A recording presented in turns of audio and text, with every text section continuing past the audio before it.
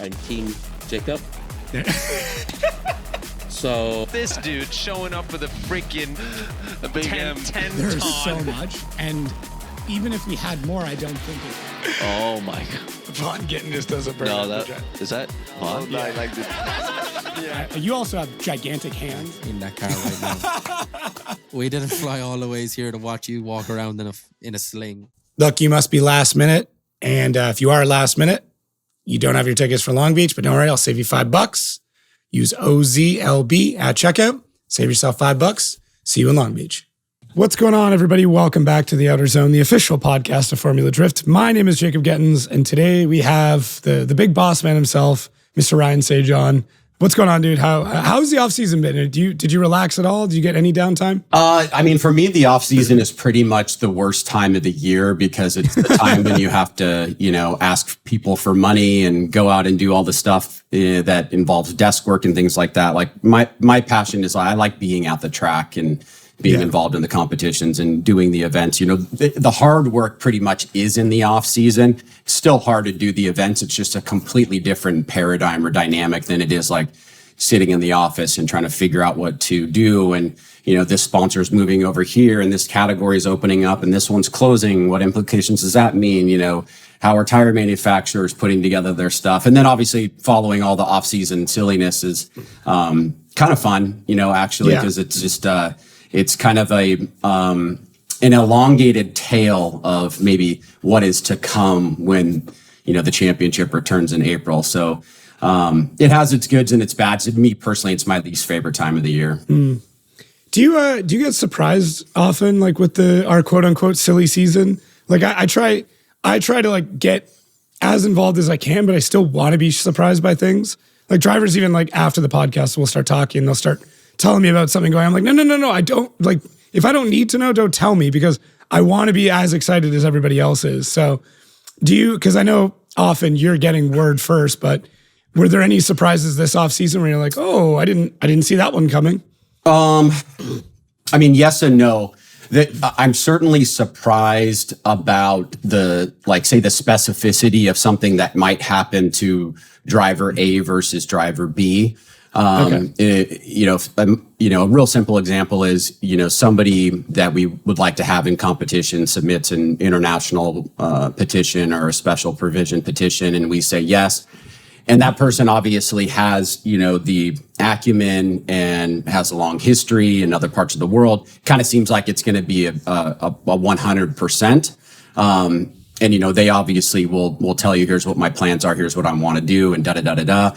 And then, things happen that you don't have control of, they don't have control of. And then, all of a sudden you get that call when you're at a barbecue, during Super Bowl weekend, hey, I'm not going to have this in time. I'm not going to run an 85% program. If I'm going to do this, I'm going to do it right. So I'm going to have to, back out. I don't want to cause you guys any trouble. I'm sorry. I know that these spots are valuable, blah, blah, blah. But those are the ones where you don't know who it's going to affect necessarily because there's a whole array of the way people do funding from different sponsor types to, what their setup is and whether they're say using a car here locally or they're wanting to ship something in is a massively different scenario. So,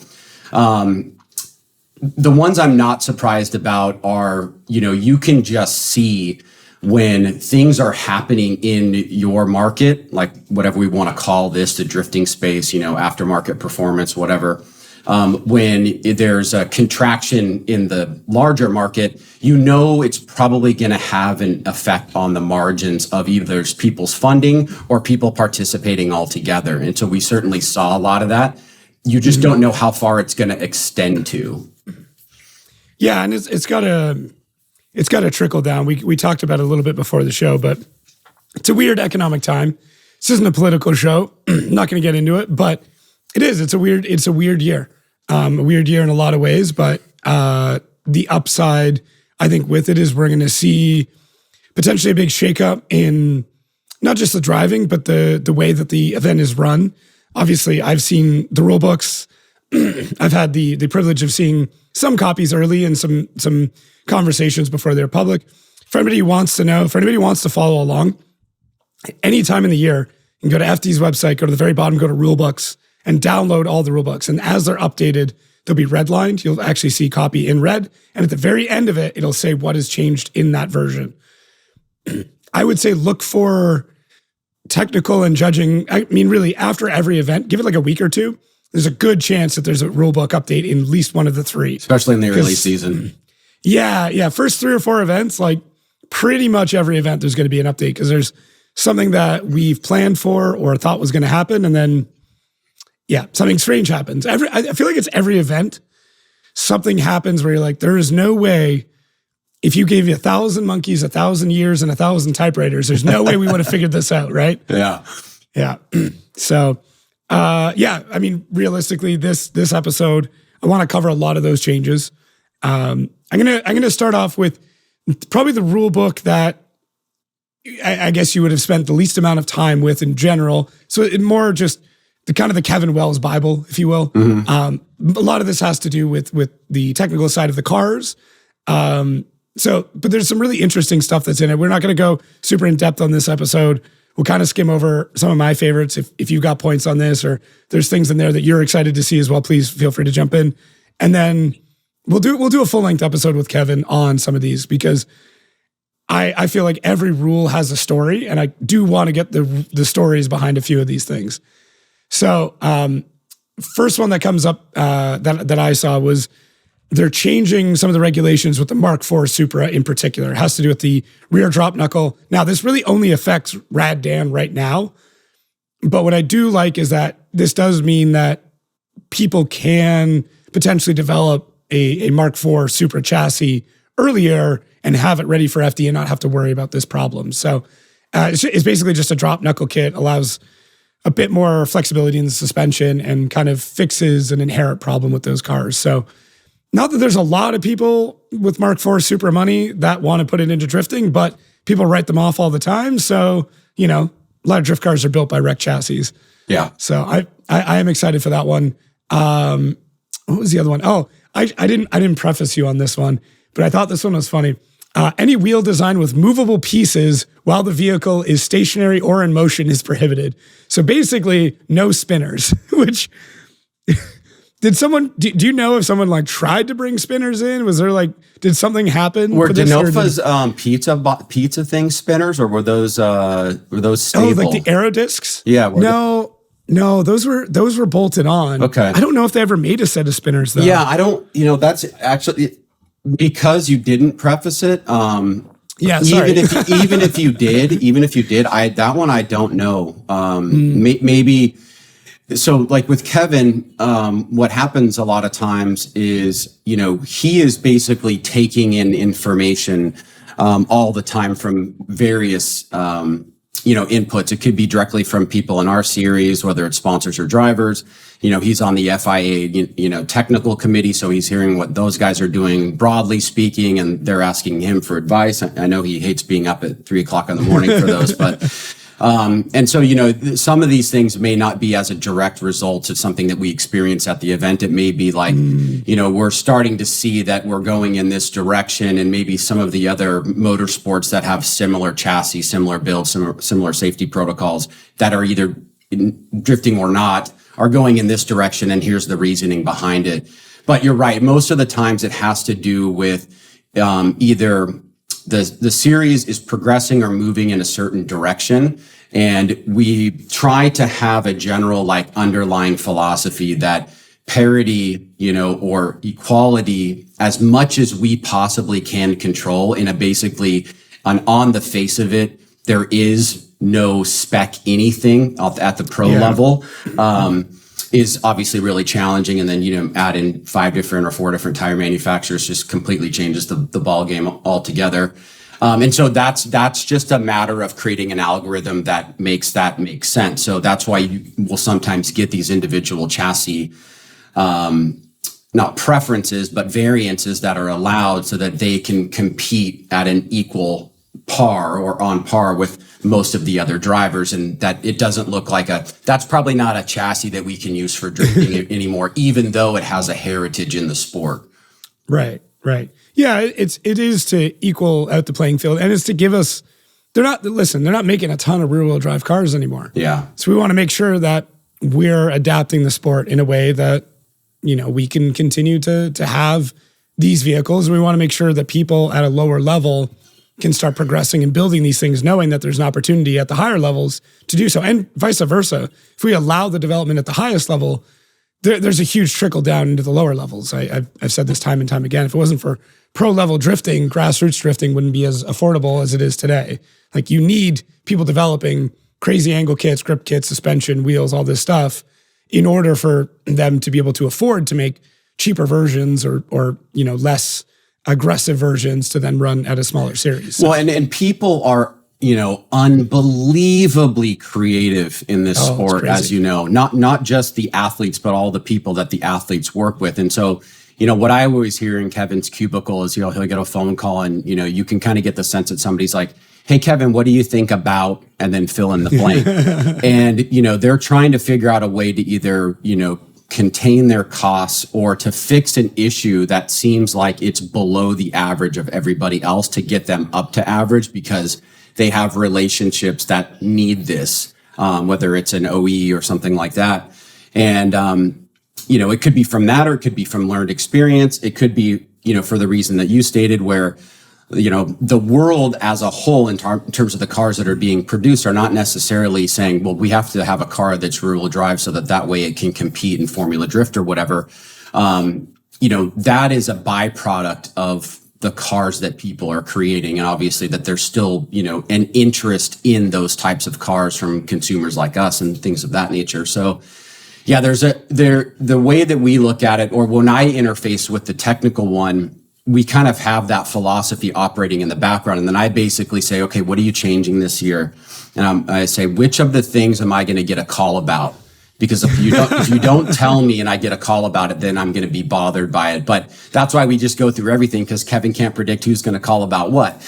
Yeah. And then, I'll try to go out and do, if I don't know, a good counter argument to it, or I don't know what's becomes like, say, logically possible from changing A to B or something like that. Then I'll just go talk to like a selection of drivers and say, hey, what do you think about this or that?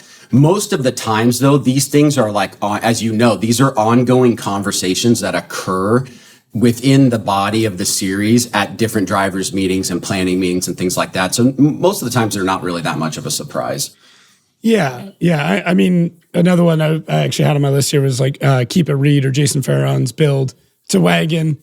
Being a wagon, the way that you build bulkheads and the way you have to divide off, the combustibles with the fuel tank and having a firewall in the rear, very different than what you're going to have with a sedan or a coupe or something like that. So a couple of cool provisions in there, which was great. Means we have more opportunities for wagons. So maybe we'll get a couple of, Volvo bricks into the series in the next couple of years. Just putting that out there if anybody wants to. If you go to Europe, they're everywhere. Which I love. My grandma had like 3 of them. One of them had like 275,000 miles. Brown. I wish I would have kept that car. I love Volvos. And I think we get that question sometimes. Is like, what cars are legal? What I like to say is basically anything that's not a truck is most likely going to have at least the possibility of it being able to compete without it strictly being against the rules. And I think Kevin thinks that too. Obviously, we love if people can bring new cars, but, drifting has such a crazy heritage with the older chassis, and, they've become, almost like, really expensive, kind of cherished items to have on, eBay Motors or whatever. I mean, think about the cost of S chassis now compared to 20 years ago. So, that's the way I like to think about it, is that, you stay away from the trucks and everything else pretty much could work as long as it pushes power from the rear. I will say though, some of the new like mini trucks that had a short breath from a few manufacturers, they're as close to. They're close. Yeah. Getting there. I don't think it'll be far off before the, like the new Ranger or whatever. And there's a couple of different versions of these mini trucks that came back where I'm like, man, this is basically, just a slightly bigger Ford Focus with the back chopped off of it. So the Ford Maverick, that's what I'm thinking of. The one that I like the most for me personally, that I had a personal experience in, is it's something that we've been talking about since we, decided to take more seriously, like the structure of how you get into Formula Drift from, the very, say, amateur levels, Pro-Am, for example, or even if you're coming from a Pro-Am or a sub-series, in another country, and then, into ProSpec and Pro, is that now that the driver count, particularly, post-COVID, but even kind of before that, has started to get way above historically where it was, where usually we're kind of about like that 29 to 32 competitors, something like that. And, we weren't really worried about a lot of people going home. And so we started to ask ourselves the question of like, well, we can't have, 50-50, like where do we max out at? And that's how we came up initially with the 48 and 40. There's a lot more potential drivers that want to go into ProSpec. There's a higher volume there for many different reasons. Pro is a little bit harder to get into, and then you kind of have this filtering process. And now what we're starting to see is that some athletes that say, for example, maybe didn't score points, and so they fell outside the 32, and for whatever reason, they decide that they want to go to ProSpec. Like if you take Mike Power, for example. Yeah. What Mike did, I thought, was really, really creative and thoughtful and actually kind of big picture thinking, even though like I wasn't really like a huge fan of the kind of clickbait title on his video, because it seems like we kicked him out of Formula Drift or something like that.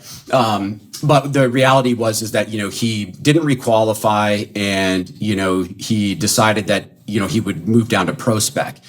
Now, his pro car is not legal in ProSpec. There's huge differences there. But he wrote an email that I was copied in that was very, very thoughtful, that said, I want to work with you, Kevin, on trying to figure out how to make my car legal for ProSpec, so that way I don't have to this was my concern, build another $50,000, $60,000, $70,000 ProSpec car, only to have to either resell it, part it out, get rid of it, because I do plan on doing well in ProSpec and going right back to Pro. And, instead of just not talking to us or not doing anything or complaining about something, he actually put together a very thoughtful proposal about trying to figure out, is there a way that I can get a variance for my car that makes it so that the entire body of the series, not just Kevin, would think that it has parity compared to the other ProSpec vehicles. And Kevin probably spent, I'm guessing, 25 hours with him, to work that out. Hey, what about this? I'm thinking about this. Okay, we're going here. Well, if you do that, I want you to do this. And, they were able to work that out, and a variance got moved in. So that's an example of like a variance for a particular person, but now has a broader application that could help other people that might need to do that. Yeah, and I mean, he's not the only one either. Joao Barrions is heading down. So it's like, we need, if this is, and it's funny because it's kind of like leads me into the next point, which is each year, top 24 drivers, 1 through 24, they'll automatically get their license renewed. Anybody below the 24 essentially has to petition back in. And this is me just taking a stab at what that process is, but essentially, here's what I've been doing. Here's potentially why I'm below 24. Let's say a driver's a top 16 driver, then drops down below 24, has one rough season because of a couple of crazy mechanicals or staffing issues or a funding issue. You're allowed to explain what the issue was, explain yourself, and be given an extension. Now, let's say, hypothetically, you petition back in, and then the same problem happens again. And it's like, okay, listen, we gave you a year. You had a year to solve your problem. Now you don't. Now we have a course of action to push somebody down into ProSpec. We don't want to handicap them or financially by having them, have to build another car. So there needs to be some sort of protocol. Are you able to, maybe it's more of a Kevin question, but like, are you able to speak to what conclusion they came to on that? Like on why 24 from 32? No, I guess I'm pointing more back towards Mike in particular. Like, did they, obviously it's steering column, pedal box are the two main things, and then ECU being the other one.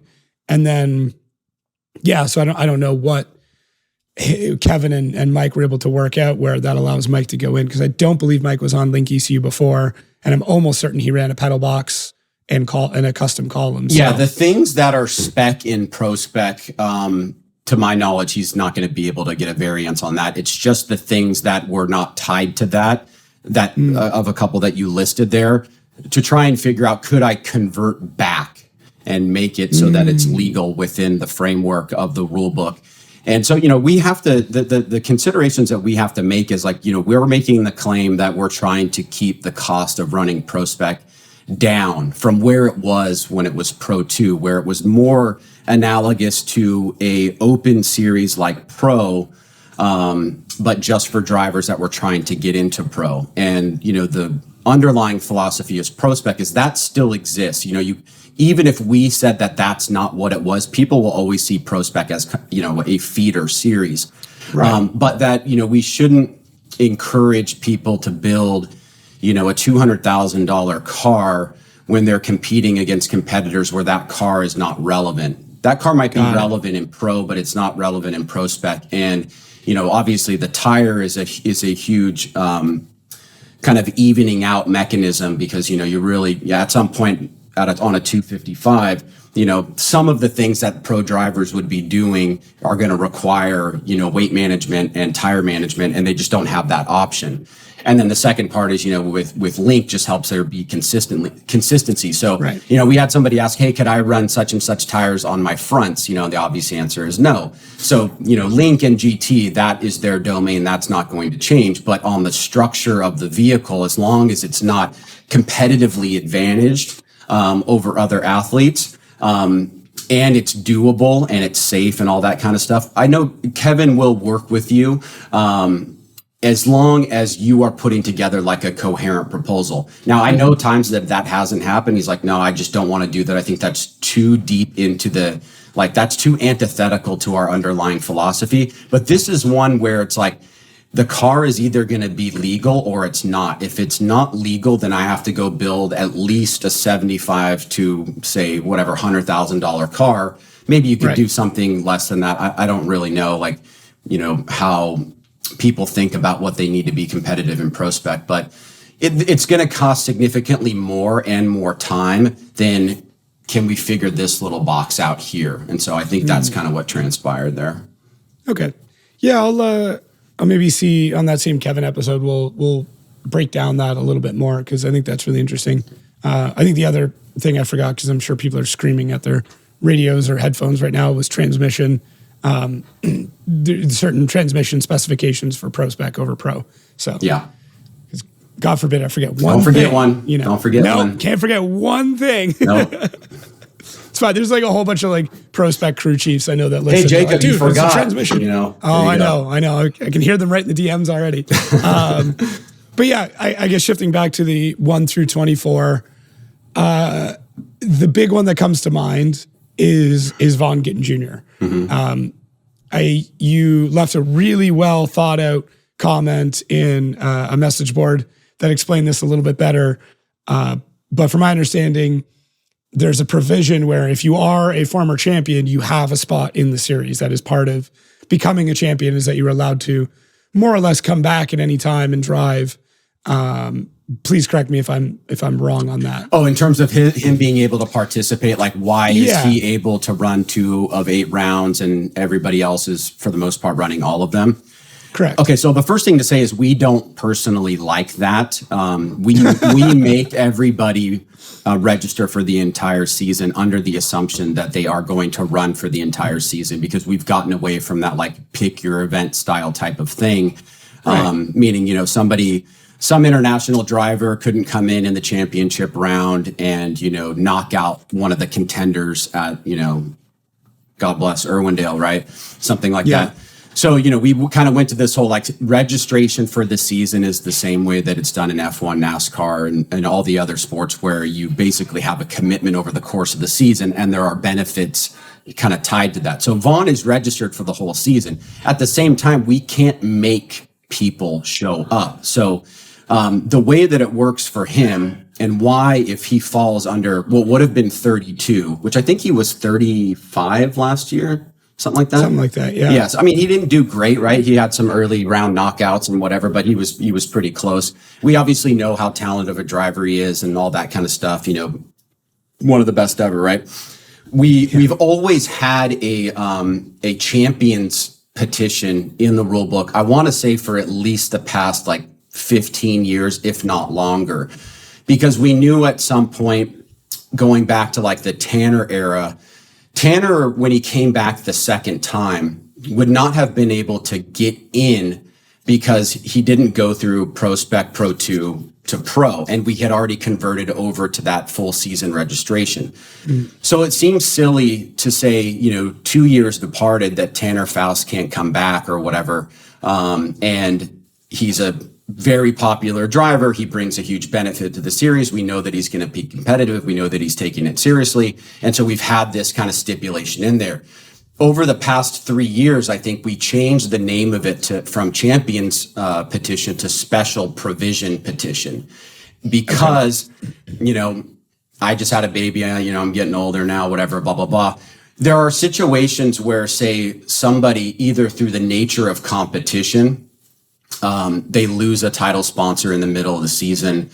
They completely destroy their chassis. They miss 2 rounds or whatever. Or like in the case of what I'm talking about, hey, look, I'm having a baby and my wife is probably going to give birth. I'm certainly going to miss a round and I might miss the second round because they're 2 weeks apart. Does that mean I should be kicked out of the series when I have plans on continuing? So special provision basically covers the kind of extenuating circumstances as well as being the umbrella for a champion. So a champion can get through on a special provision, guaranteed. And then all the other ones that are like, hey, Ken Gucci missed 2 rounds because he had a family emergency. I won't say, I won't describe what it could possibly be, right? And I'm making this up, of course. And we all know what it is. And it's crazy to think that you wouldn't let Ken Gucci back in the series under a normal petition, let alone something that allows him to have a conversation with you and say, can I secure my spot right now if I give the special provision by the deadline in that particular year? And so that's the thing that people could criticize about the special provision is that, we're playing favorites with drivers that use that system.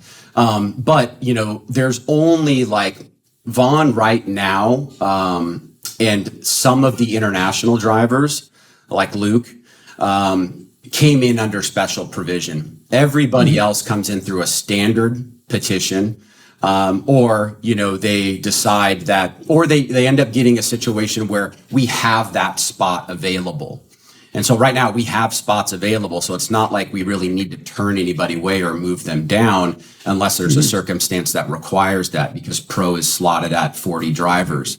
And, we know that we start the year of approved drivers right around 38, 39, 40. We see petitions coming in. We're like, all right, we're going to get to that 40. And then slowly as time goes on, some of those fade away, like how Luke's faded away and things like that for, macroeconomic and, couldn't get this part. I don't want to do an 85% program, timing's got to be right. Those kind of people have already done enough in the sport where that's fine, right? I mean, you're not making a decision between Luke and Vaughn. You're making a decision between the 4th guy from ProSpec being asked up and Luke Fink. And so that's the kind of the consideration there. Yeah, that's fair. I think it just gets, especially with the timing of this year where it seemed like we had all these drivers and then we hear about, Mike Power's situation going down or even Joao Barrion going down. And then it's like, after that decision's already made, then drivers are pulling out, which then leads to a driver count that maybe some people are like, there's not enough people. Yeah. Like, what the heck happened? I thought we had all these people. What's going on? Yeah. I always tell people the worst, anytime you make a substantive decision where you do something that's additive, if you ever feel like that should be removed or needs to be removed, it's going to feel lesser, right? So when we were the first series to go to a top 32 bracket from top 16, like historically D1, everybody else, they've always been top 16. But after the World Championship year, we're like, man, there's probably 32 good drivers here, and we've got like 45. Like maybe it feels weird sending home 27 people after qualifying. Why don't we just do more tandem, right? I mean, that just feels like the right thing to do if the level of talent is there, and everybody can kind of buy into it conceptually. And everybody wanted more tandem at that point. But if you ever have to retrace from that, it will feel like a negative. However, my personal opinion is I think that in a certain way, in most sports, less actually is kind of more. So, we haven't talked about ProSpec, but ProSpec used to be at a cap no more than 48, and we registered 40 this year. There's no, reason that we wouldn't, because we have wanted to lock in ProSpec at 42, not 42, but 40 TOO, just like Pro. I mean, my personal preference would be to go lower than that. But I think 40 as a rounded number is, you can accommodate that at the venues that we need to go to. Where you get the ability to expand to other venues is when those numbers go lower and lower and lower, down to say you're doing a top 24 style competition with a 32 max drivers. That, it doesn't mean that you need 32 because your format of 24 gives you that, 8-person headroom for people to miss rounds and blah, blah, blah, blah, blah. Higher concentration of dollars, everybody's life is a little bit easier. You get more flexibility in schedule, you get more flexibility in venues. But who wants to tell so-and-so if you don't get a top, 32 or a top 24 this year, it's guaranteed that you can't compete in drifting anymore. That's a very, very bitter pill to swallow. So on the ProSpec side, that happened naturally. So now we're in a situation where we don't necessarily need to go back up to 48. And my personal preference is that we stay at 40 because it just helps us in so many other ways.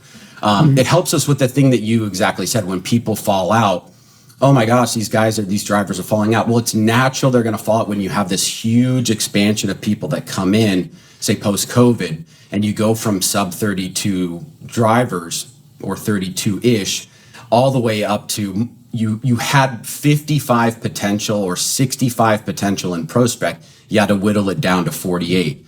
And the same kind of logic applies for Pro, but obviously it's a much more concentrated group. So, I think the health of any sport needs to be like taking the product at its best levels. And part of that is going to be how many people do you actually stipulate are professionals?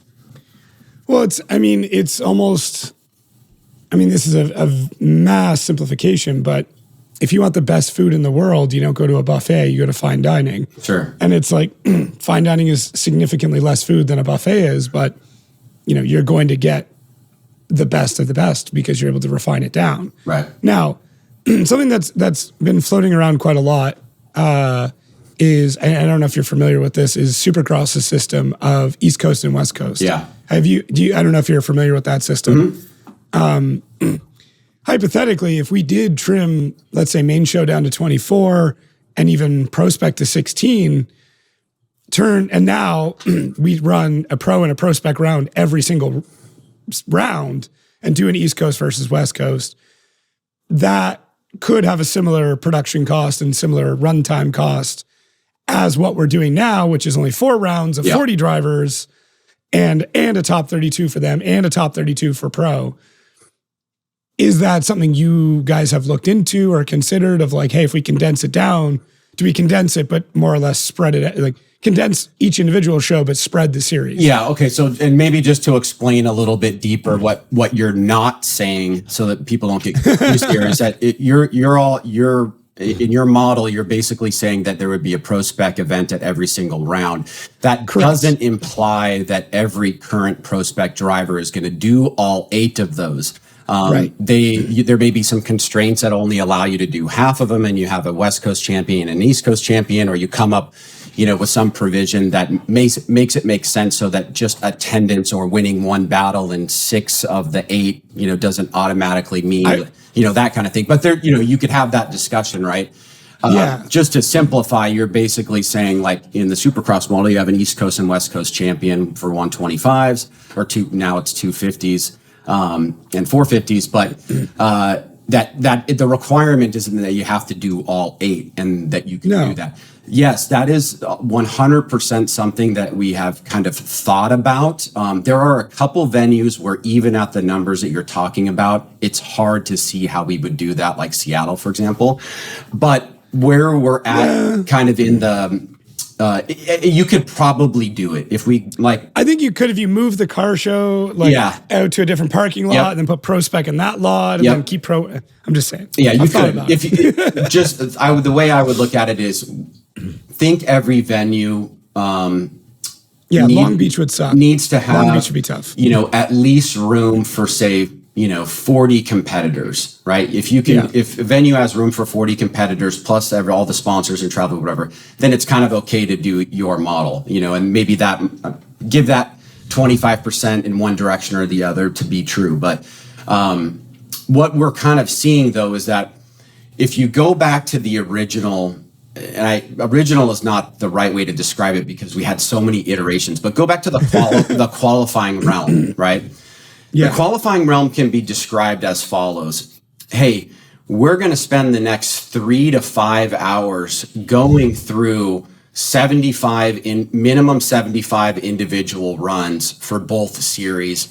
And it's very, very long and tedious, only in the non-2 consecutive lap one for drivers to maybe perform at 85% of their highest level, because unless you have that 2-run qualifying, there really is not that much of an incentive to take a huge risk in doing so. You really just want to get into the top 32. So you have long over here. To last year, you take Chris, right, and his crazy efficiency in working with Kevin and his team, plus the new format went inverted. There were events where we went from previously 4 to 4.5 hour qualifyings down to an hour and 45 minute seating bracket. So that's too fast, in my opinion. Where we want to be at is like between 2 to 2.5 hours for seating. Most of the seatings last year, not most, but say half of them were in that ballpark. I would like it to be closer to 2.5. A nice opening, a really great show for people that has incentive. And, we can get into this later about why maybe we didn't have that last year and we're trying to move in that direction. But that the show is 2.5 hours of solid content. So that I think is achievable with our current driver count now. And so we kind of need to see if we can do that before we go more radical and say, hey, we're going to cut, 15% of the field down. Yeah, that's fair. That's fair. Well, I think we'll get into seating bracket quite soon because there's some really great changes in it that now that a lot of people finally got seating bracket into their head as to how it operates, it'll be less confusing as a whole, but a little bit confusing just because it's different than it was before. Right. So, I think we're going to break into that. Well, actually, we even have, I'll call it right now. We got time. We're going to have a preview of what that seating bracket is going to look like in Long Beach, which is sick. And there is one battle in particular that I think you and I have, I don't know if fantasizing is quite the right word, but it's the word I'm going to use. Yep. But we'll get to that in a minute. Big change. Big change for the implications of the championship. Small change in wording. But it's crazy how it changes everything. So I'm going to read this hopefully as verbatim as I can get it. Points and standings are awarded based on each battle that has a declared winner, and cumulative season points will determine the championship order. So essentially, you're being awarded points by winning a battle, not necessarily by where you are in the bracket. Right. Correct? Yes. So the most extreme and easiest example to see of this is take Dean and Denofa's championship, more so Dean, but it's happened many, many times where you only do not get points in the top 32 if you do not make an attempt to participate. So, and that attempt to participate has a certain grayness to it, right? Kevin has a strict standard that he goes by. That's why last year you saw Simon Olsen go into the burnout box with turn the wheel once. Yeah, exactly. So, and he wasn't going to do that, but he didn't know at that moment that he wasn't going to get points. And at that point in the season, he was, in the top 3, I think. And so he had to do that. And we saw that with Taylor Hole at Road Atlanta. He was up there, got into the burnout box, had to call a competition timeout. We didn't see him make it to the line. We didn't see that in the story of the show, but he made an attempt to participate. Some drivers at certain events show up to the event, they blow a motor in practice and they don't have any spares. They're not going to make it. They have to sit the show out. You're like, where is so-and-so? That person didn't get points. So that's not an attempt to participate because they never got out to the track to be in competition. And so that's like an easy way to kind of understand it. Now, in the James Dean situation and in many of the championships, the moment that James steps to the line, he would have captured the championship, right? Correct. Because he's now able to participate in that battle, in that bracket, therefore getting the points of that tier within. Exactly. So like so what are the ways that another competitor can beat him? They can't. The only way that somebody could have had a chance is if James got sick and didn't show up.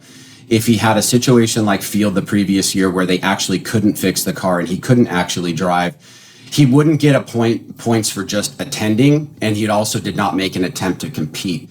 So that was the previous model, and it makes the most, I think, clear understanding in top 32, because once you start going down into the other brackets, it's pretty clear and easy to understand when people aren't participating. The way that we look at this is like, James could have lost that battle in that example and still won the championship, right? So it's kind of a nothing burger. And we are shifting the philosophy to try to be consistent with other areas within our, say, rules, that the sport is about winning. So you only get points in the current rule book if you win a battle. And that now holistically or umbrella applies to not just the 32 as it always has, but now it applies to seeding as well, where it didn't in the past. And we can get into why we think that's important. But yes, for the fans out there, all you need to know is, did you win the battle? Did the judges or did the thing go over and say this person won? You get the win and you get to move on. If that doesn't happen, then you don't get the points for that. I think another way to clarify it is James Dean is in top 32 for Long Beach, right? Right. He as long as he is able to turn a wheel, he would get points for being in top 32. Correct. Because that is where he is. Yep. Under this new model, James doesn't get shit until he beats somebody and moves into top 16. Right. No, and then yes. Now your actual example is better than mine. Nobody gets any points unless they beat somebody at any of our events. Right. So, and this also quells some of the concerns that drivers had before, which was, if you did well and you didn't have to go into seating bracket, you're now awarded more points again just for that. It was some issues with the carryover effect of how seating operates, which is good. I actually liked it because it put a lot of pressure on that event. But in a few cases, and for a few drivers I spoke with, they weren't happy with it because they're like, look, I have a mechanical and it hurts 3 times now because it hurts because my engine broke. It hurts because I lost the battle, and it hurts because now I got to go into seating bracket. Oh, and it hurts again because now I'm missing those points I would have got even if I just could have run the battle. Mm-hmm. So it's one of those unintended consequences that, I don't think it would have really changed the championship last year if we would have changed this model. Somebody feel free to go and run a simulation of the year and see how different things could have been. I would if you do, please let us know, because I want to see if there is any differences. But what you're getting to is now we don't have potentially a situation where all James has to do is turn a wheel, show up at the line, and we have a champion.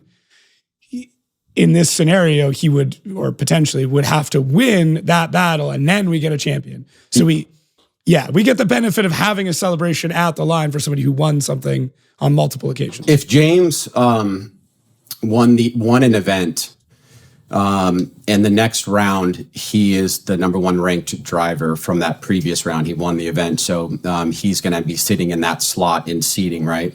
And let's just say he doesn't show up to his top 32 battle. Depending on how many athletes are there, there's a real possibility that he doesn't go to seating, depending on where the cutoff might have been in some particular model.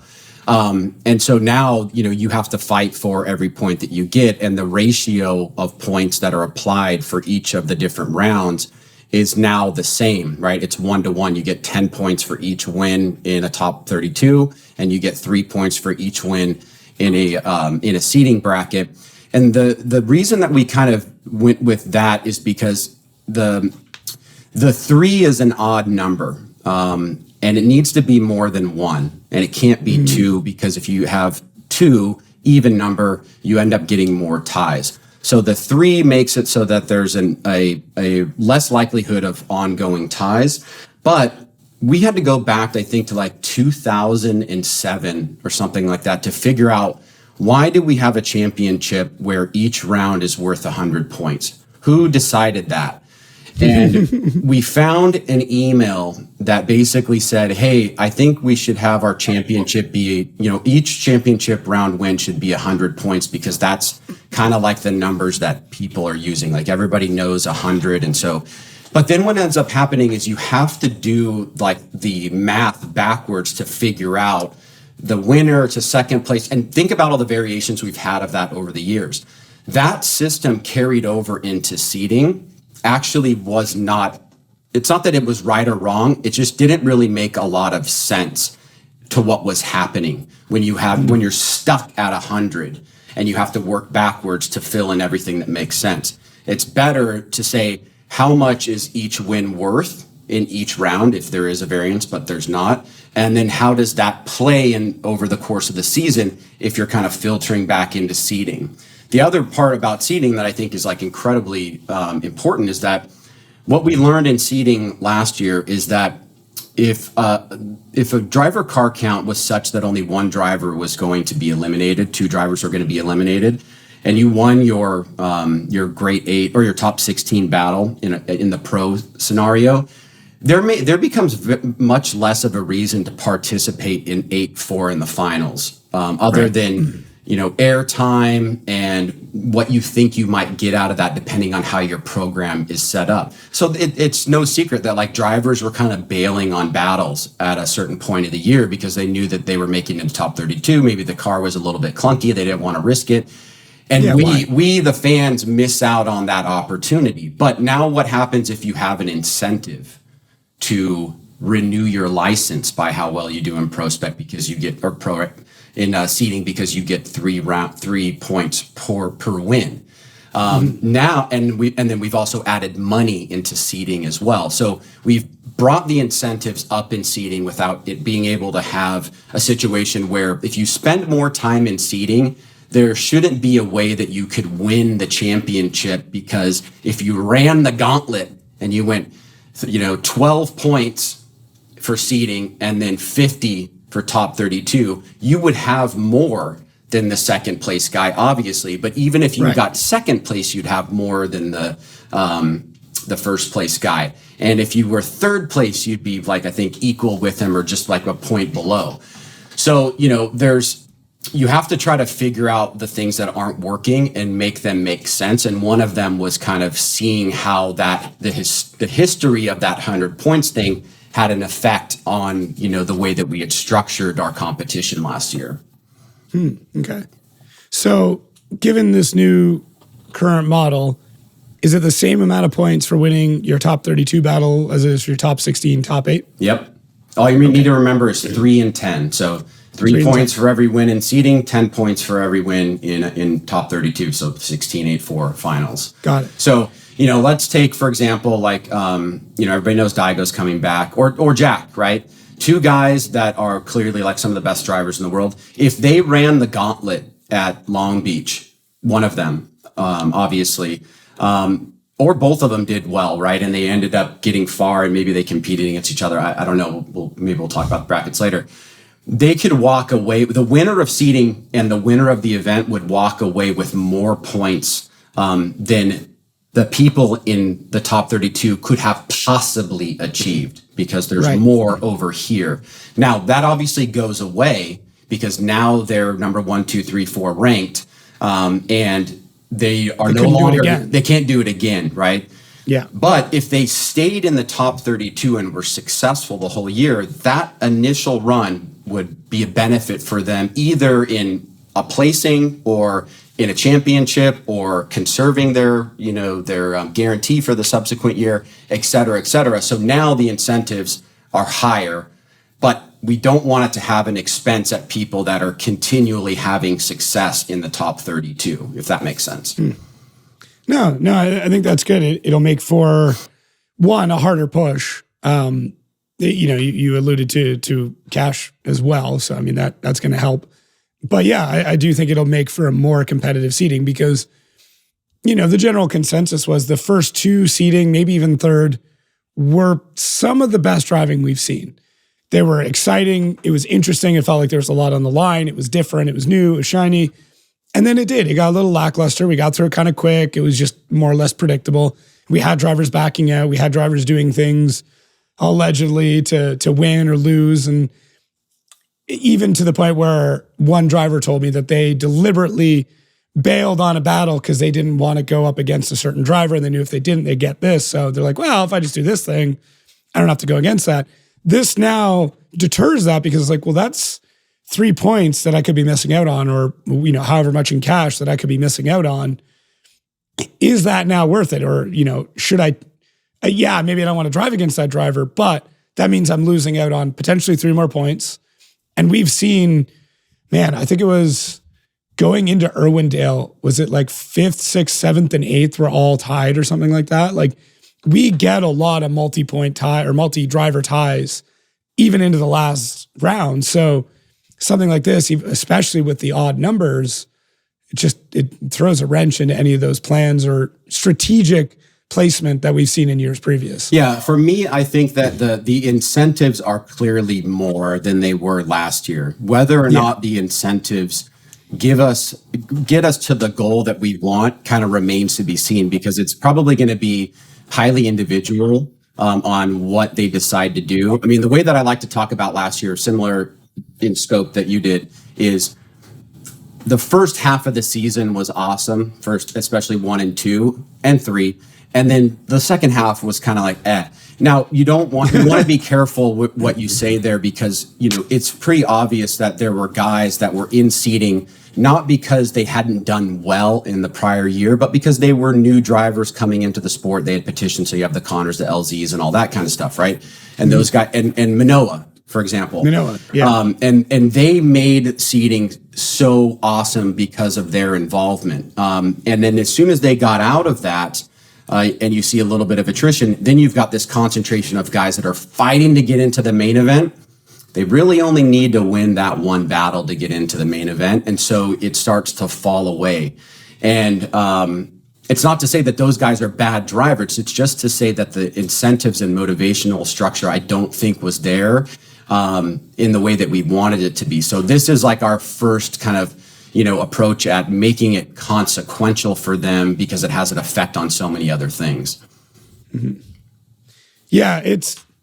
Yeah, I'm excited to see how this motivates and changes things when it comes to seating, because I do believe there's a huge opportunity in it. It's a great spot for drivers that are new, that are just coming up, like Tommy Lemaire or Connor Sullivan or Austin Mata. I think it's great for them to be able to look at and go, oh, I can practice against some big guns right off the bat. I can practice against other drivers in pro, get my tandem practice up even better, hopefully make it out of seating. And then I don't feel as deterred as soon as I make it to top 32. Right. You have momentum. You have, especially if you win seating, right? You're going to win a couple of battles. You've got momentum. You've got some points. Now you go into top 32, it doesn't feel like as much of a hill to climb at that point. And I think we need it too, because, it's not to say that it's easier to get into top 32 this year, but in a practical sense, it kind of is, because, when we were at a 24 locked and a 40 driver cap, that meant 8 drivers. The losers of every one of those top 16 battles were going away. That just basically means a pretty good percentage of that field is not competing. This year, when we started at 40 approved drivers, we slowly, as like things had an effect in the economy and the tariffs and tires and blah blah blah blah blah, and people decided to back out. 39, 38, 37, 36, 35, 34, 33 without Vaughn is where we're at right now, and that's why we have that secondary option where the concentration, where to determine the format was based on this many drivers and this many drivers. Now it's this many drivers or this many drivers or this many drivers or this many drivers, so that we can have more fuller seating brackets and a guaranteed full top 32 if there are 32 or more drivers. So like just take the example of where we're at right now. Vaughn's not going to be at Long Beach. That's 33. That means one driver's going home.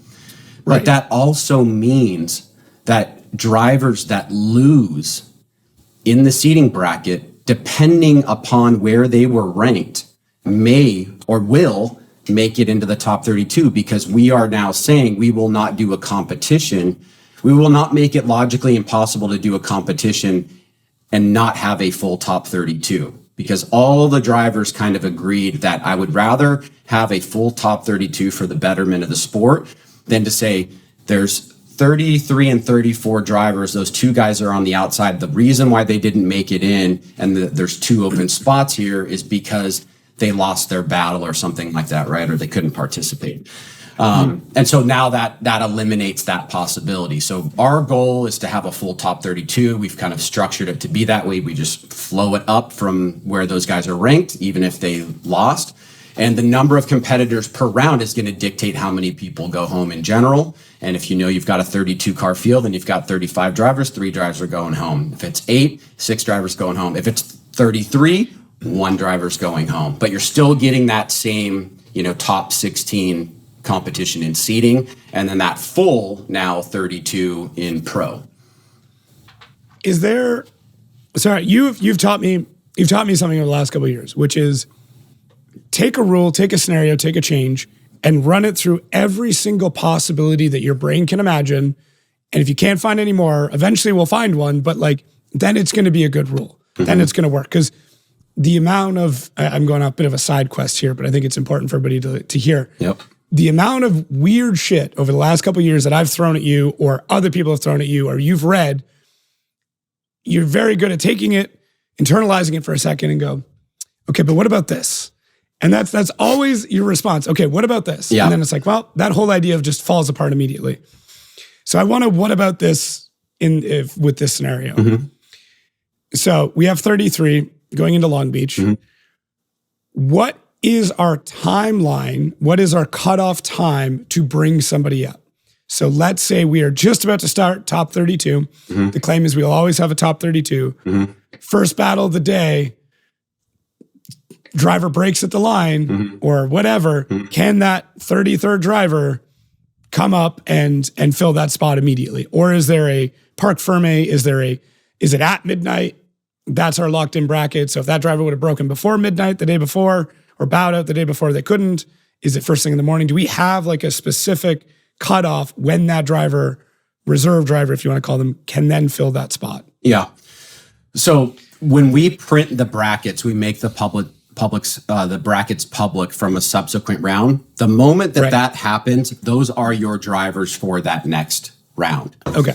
That means that no matter what happens to them at that round, if they are in attendance, should it be the case that they call the competition timeout in seating in the top 16, they happen to be outside the cutoff, they lose, they go back to their pit, whatever, they're like, man, actually I think the car's fixable. Turns out where they're at has an open spot in top 32. They're going to fill that spot if they're ready to go the next day. So it's dictated from what drivers are eligible from the subsequent round that tells you what can happen in the next round. Sorry, the previous round into the subsequent round. Got it. Okay. So hypothetically, just going to pick 2 friends of mine. I mean, they're all friends, but we'll pick 2 drivers. Andy Hately's, let's say he thinks the engine blows. He goes out in that top 32. And now Austin Mata is supposed to be in the top 32, but his engine actually blows before the bracket is printed.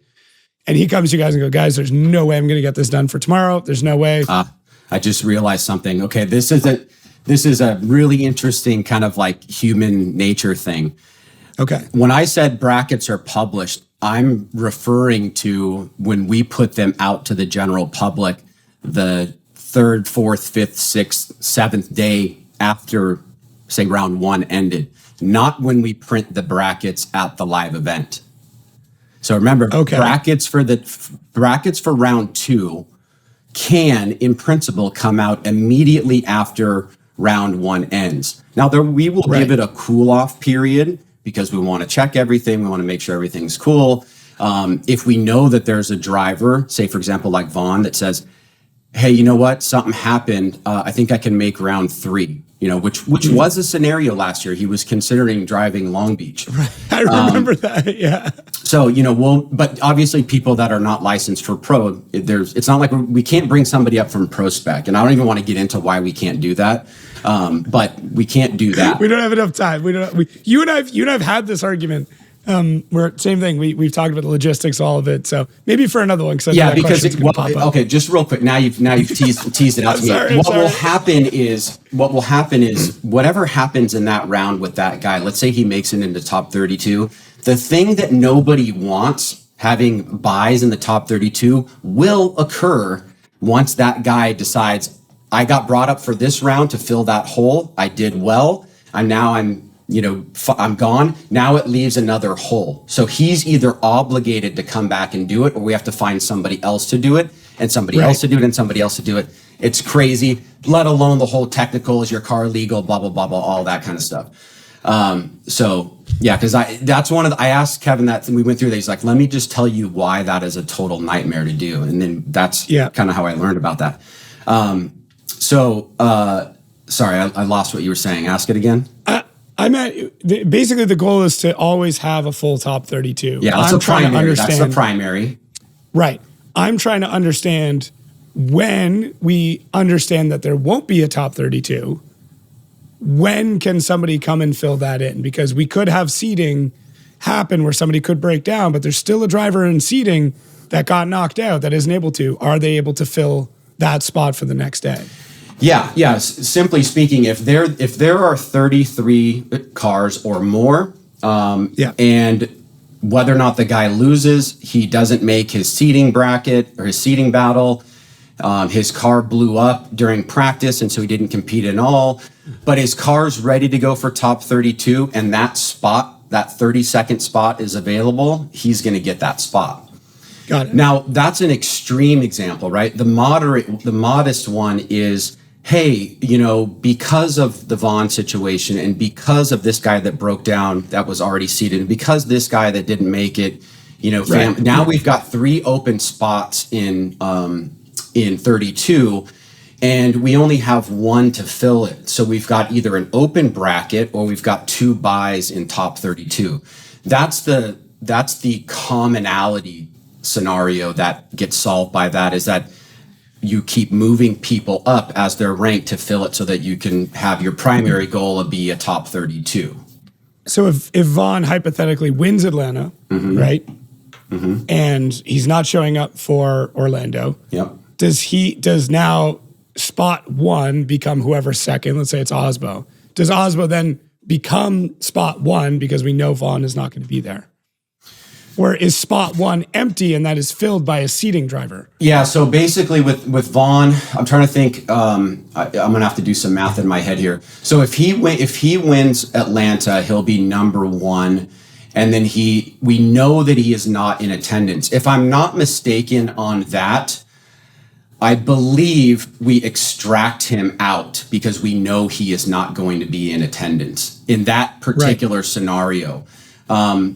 But if, let's say, for example, he didn't do well in Road Atlanta, and he was going to compete in Orlando or something like that, and so he's in seating, and then he decides I can't do it, that he would remain in seating in that scenario, right? If he backed out last minute or something like that, because we'd already printed the brackets. But I think in his particular case, because we know the logical structure of what happens when we know that he's not going to attend a round, and this is why I don't like this, that would mean that if he did well, we did not have a way, because we can't put somebody from 2 to 1 and adjust the whole thing, right? We're just going to remove him altogether, and then basically the bracket is going to resort for the next round, if I remember how Kevin described it to me. Got it.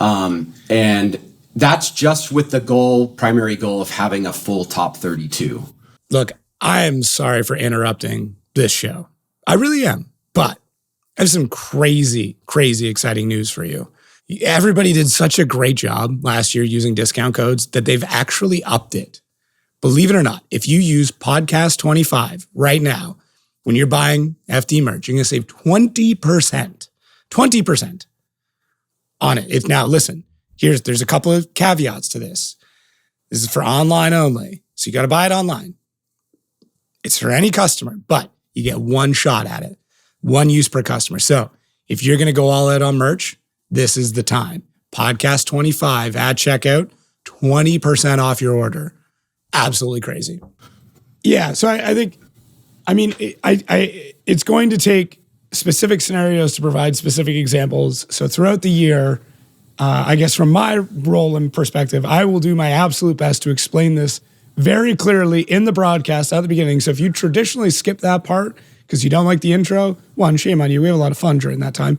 Two, I will do my best to explain how this bracket is broken down. I do think it's going to be messy one or two times. I do predict we're going to have some crazy scenarios of drivers backing out or something not happening. And anyways, that we're going to have to get very specific with this. But ultimately, the end goal is to not have this buy run, empty slot. Do they drive? Do they not drive? Nobody battles in top 32. Everything will be done to make sure that top 32 is filled out and we eliminate buy run as much as humanly possible. Yeah, Amy asked that question actually in our quarter one call. She says, why does it go 1, 2, 3, 4, 5, 6, 7, 8, 9, 11? And then it goes all the way down and you have 20 drivers, but you're missing some numbers in the flow, right? Or something like that. Well, that's because a couple of those guys went down to ProSpec. A couple of those guys are maybe not competing this year. So we don't call them number 10 if they're number 11. We call that the guy that is number 11 is the 10th spot, but it still says 11 because that's where he finished the previous year. Right. In order There's to a second set of numbers. Yeah. To So like on the Excel that, would go 1, 2, 3, 4, 5, 6 all the way to 32. On the column, it would be like 1, 2, 3, 4, 5, 6, 7, 8, 9, 10, 12, 15, whatever, making up 32 drivers, 20 drivers. It's basically 2024 placement, but if they're not there, their placement doesn't exist anymore. Just because someone's not driving this year doesn't mean that last year's rankings you get bumped up. Yeah. And then their positioning this year. And we're getting real into the weeds here right now. I know. Which is cool. I mean, I like it. And it's important, to obviously figure these things out.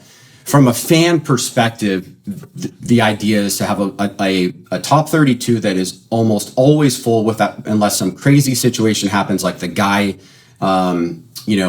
literally doesn't make the event and we don't have any other way to fill the spot or something like that. I'm trying to think of an extreme example. And then also just wait, it'll happen. I'm sure it will. And to have as much of a full top 30 seating with incentives so that we can get to that full bracket. And the interesting thing is drivers were the ones that kind of pushed us in this direction because it did kind of hurt my feelings a little bit when we would have 33 drivers and we'd have a bye in the top 32. It's like, why not just put that person in there? And I understood why we did it. It was because it wasn't achieved. Right? That person didn't win. And so the inference is he doesn't deserve to be there. But it was all the other drivers that said, hey, it's not about the individual performances that matter. What matters is that are we putting on a complete and awesome show? And we all feel that we need a top 32 to do that because that's the product. And I'm like, okay, that's cool. I like that. Yeah. If you're willing to do it, we'll do it. It's really cool when the drivers get together like that and collectively find ways and push for what they believe in that ultimately makes the show better. Right. Even if it is in some ways a detriment to their season points. Yeah. Because a buy run's it's points. It's free points. Right. And they, more or less collectively, I'm sure a few people weren't in agreement, but for the most part, they went, yeah, we would rather have a better show than byruns. Yeah. So, and it's not like somebody's getting axed out because of that, right? It's like, yeah, exactly. this guy is going to make it because of what he has done in previous rounds. And so there's a basis for him to go in there. And maybe he's the only one. And so nobody's affected, right? It means a lot to me that drivers did do that as a cumulative body and basically say, like, look, we understand the guy lost in his top 16 seeding. These two guys lost in the top 16 seeding, but that's having an unfull top 32 is worse than bringing those guys up because they lost, Yeah. And if anybody really wants to nerd out about this, you can go into FD Judging Regulations Section 4 if you want to go through and kind of understand what we're talking about. There's some good explanations in there. I want to get to maybe my favorite edition, which is, we're still in Section 4, Section 4.1.5, titled Left Foot Braking. So for everybody at home, grab your popcorn. This is a good one. When you sent me this revision, because I believe you guys were on round 7 when I got a copy of it, of the rule book, which is, one, it shows you how dedicated and how much time in the off season is spent updating the rule book and the discussions had, that by the time it got to me, you guys were already 7 versions through. So I'm going to read this verbatim. I'm actually not great at reading off a sheet, so bear with me here, but it's very, very important. And I think I'll have a huge influence on how this year goes with a couple of drivers in particular. So left foot braking is an allowable technique that helps control the balance of the vehicle in drift, as well as assisting the vehicle to rotate to the desired angle. It's also a tool that assists the driver to stay high on the bank. I think that's very clear. I would say everybody could agree on that. There's a few other, left foot braking techniques you can use, but for the most part. So this is the example. The lead driver holds the responsibility of using left foot braking only as it is necessary to control the vehicle and to maintain a natural pace and momentum of the vehicle. So it's only to be used as a correctional tool to control the vehicle, but you need to maintain pace. That to me is the part that stood out in that section. Overuse or abuse of left foot braking that results in the lead vehicle slowing or decelling improperly, that also clearly has an effect on the chase driver while in proximity, may result in the lead driver being penalized for the effect of the chase driver. I'm going to pause there because it's a big sentence, but for me, the big part of this is that also clearly has an effect on the chase driver. That is the caveat to this information. So the first part of that, now that we are drilling that into your brain, overuse or abuse of left foot braking that results in the lead driver slowing or decelling improperly. That also clearly has an effect on the chase driver. So if a driver is way, way back and you left foot brake and slow down a little bit, that does not necessarily mean that you've absolutely ruined the chase driver. If they are not in proximity, and this gets rid of those, I technically won because of this rule, right? Which I think is something that none of us really want, even as somebody who very much enjoys understanding the letter of the law when it comes to rules. So the way I'm reading that section, and we'll get to the rest after, is if you left foot brake and decel to a point that it affects the chase driver, potentially causing impact, but causing them to correct, that is now a judgment against you. Is that your same interpretation of how this reads out, or should I kind of finish this whole thing first? No, you keep going. Keep going. You're on the cool. right path, yeah. Cool, I like it. Yeah, so that also clearly has an effect on the chase driver while in proximity, may result in the lead driver being penalized for the effect to the chase driver, should the lead driver create an unpredictable situation for the chase. So the only time that happens is if that lead driver creates some sort of situation the chase driver could not predict. So that means there are places in which you could left foot brake that is considered predictable, that it would be okay. Think even on the bank in Orlando. I keep going to Irwindale, but I got to stop. I need a new reference. High on the bank in Orlando. The lead driver can also be penalized for improper application of left foot braking while the chase is not in proximity and will be treated as any other mistake. So that now last section more or less flips the rest on its head, but I see that as an opportunity that let's say a driver's 4 or 5 car lengths back and someone left foot brakes, and I mean like completely stalls the car up, that could still be considered a 0. But if somebody left foot brakes, maybe checks up a little bit too hard, and all that it does means the chase driver could gain proximity, that does not have that massive, it'll have a detriment, but you're not going to be penalized. You'll have a detriment that now that driver can chase a little bit better. Yeah, we can expand those examples too. We can go more extreme or we can get more nuanced. But so let me just say this first to maybe try to encapsulate the history and then who kind of was responsible for wanting to put this in.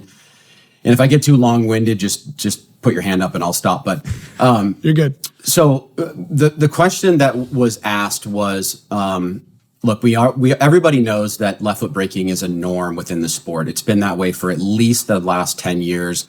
And we used to have a brake light, not a decel light, but a brake light on the front and also on the rear. And so now turn your attention to a nighttime event with lots of smoke and think about the bank at Irwindale, and you would just see both of those lit up, and you'd be trying to explain to fans like, hey, the front one is a brake light and the rear one is a brake light. They kind of do the same thing. It was like, man, it's kind of crazy. It feels weird to like have the brake light going on the front. It makes sense on the back. We got rid of it because it confused people, right? It was just became so apparent what was going on there. And then you move forward into now where we've got the decel light. So you've got variation of lights. So the question that was asked was, in a world where you have 2 of the exact same lead runs, everything is equal except for one guy is using the left foot brake and the other guy is not. I'm not using and using. What one do you like better at Irwindale? Yeah. Almost 100% of people will say the one that's not using left foot brake because people perceive left foot brake to be a tool. They also perceive it to be a crutch, okay? So all other things being equal, somebody that does the exact same run, no left front brake versus brake, the same run, right? Same speed, same angle, same everything. Most people intuitively say that the one without left foot brake was better because that guy did not have to use that tool. Now, obviously, it's way more nuanced than that. It's the cars, people, blah, blah, blah, how they set it up. Okay, so now think about the light, the decel light, okay? The decel light will only come on once the forward momentum speed over time is slowed to a degree where it goes to red, right? And what has been happening, and this was inspired by Reese, is Reese wanted to be able to say is like, look, what I see happening out there is that the guys are using left foot brake, but then as it's being green to yellow to neutral, we're seeing spottiness of red.